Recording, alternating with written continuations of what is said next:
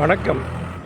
இன்று ஒரு நிமிடம் நிகழ்ச்சியில் நம்ம அன்றாடம் சாப்பிட்ற உணவுகளில் நம்ம ரொம்ப ஓரளவு வயிறுக்கு ஒத்துக்கொள்ளக்கூடிய உணவுகளாக சாப்பிட்ணும். ரொம்ப அதிமிதமாகவும் சாப்பிடக்கூடாது.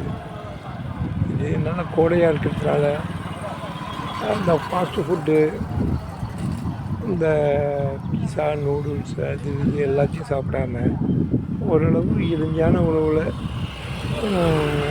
சாப்பிட்ணும். கோடைங்கிறதுனால எப்போதும் சொன்ன மாதிரி மோர், அந்த சாத்தூத்தம்னு சொல்லுவாங்க, சாத்தில் ஜலம் ஊற்றி வச்சுருவாங்க, அதில் சின்ன வெங்காயத்தை வெட்டி போட்டு சாப்பிட்லாம். பனநொங்கு, இளநீர், தண்ணி நிறையா குடிநீர் குடிக்கலாம். அது தவிர ஏதாவது தக்காளி நம்மளே அடித்து ஒரு சூப்பு மாரி பண்ணி தக்காளி சூப்பு சாப்பிட்லாம்.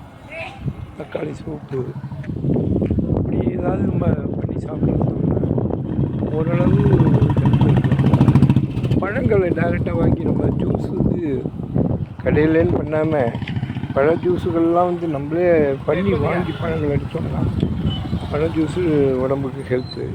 இதெல்லாமும் சாப்பிட்டு வந்தால் உடம்பு கொஞ்சம் ஹெல்த்தாக இருக்கும், சைடு எஃபெக்ட் இல்லாமல் இருக்கணும். இன்றைய ஒரு முடிஞ்சதை ஃபாலோ பண்ணுவோம்.